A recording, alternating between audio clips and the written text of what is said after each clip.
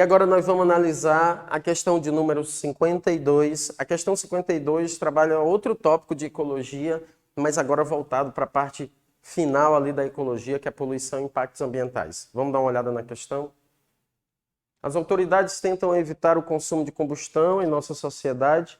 Leia o trecho acerca de algumas medidas tomadas a esse respeito. Conforme determina o Código de Trânsito Brasileiro, as autoridades de trânsito são responsáveis pela fiscalização de veículos, aplicando penalidades cabíveis aos proprietários de veículos com emissão de poluentes, acima dos níveis previstos pela legislação.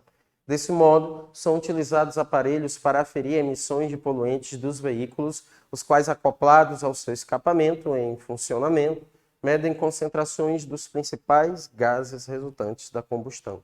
No caso aí, o CO2 citado. O acréscimo de dióxido de carbono na atmosfera terrestre potencializa o fenômeno natural denominado de, voltando comigo, é uma questão que tecnicamente você saberia responder tranquilamente e que eu só vou revisar alguns pontos importantes que são necessários a gente lembrar.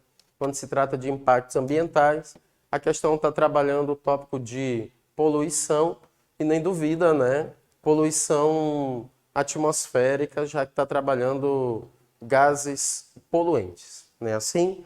Então lembrar sempre que dentro de poluentes atmosféricos tem monóxido de carbono, dióxido de nitrogênio, dióxido de enxofre, gás metano, CH4, os chamados de CF6, está aí, ó, os CF6. E, por último, vou colocar destacado que na questão está trabalhando justamente o gás carbônico, aquele que muito é falado quando se refere a efeito estufa.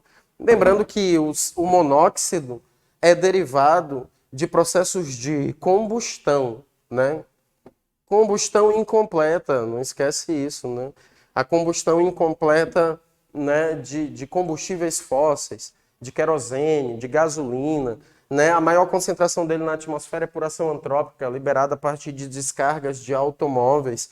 Lembrar sempre que o monóxido de carbono é gás poluente, que provoca irritação da mucosa nasal, das superfícies epiteliais do aparelho respiratório, provocando alergia e irritação.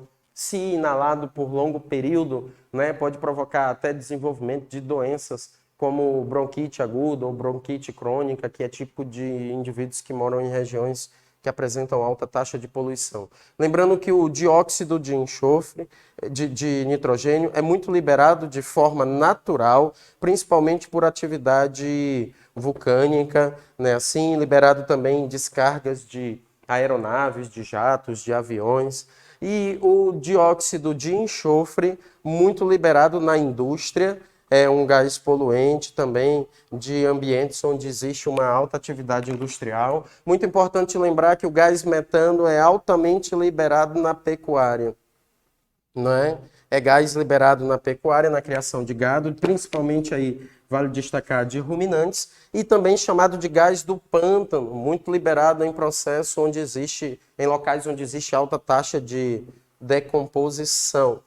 Né? Assim, os CF6 são aqueles liberados por aerosóis, né? Substâncias ou refrigeradores, centrais de ar, que chegam até a atmosfera e atuam diretamente a degradar a camada de O3, de ozônio.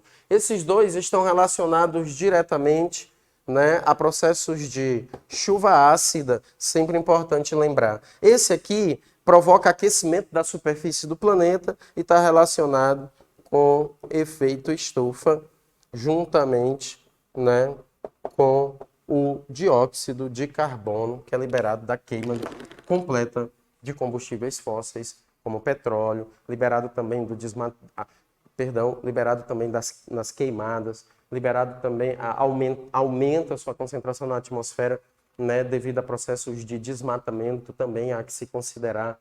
Então, muito importante, respiração celular, né, seja anaeróbica, seja aeróbica, também liberando monóxido de carbono, dióxido de carbono, sua concentração está em torno de 0,03% dos gases da atmosfera. A resposta correta, olhando aí a questão, né, é a letra A, onde tem efeito estufa.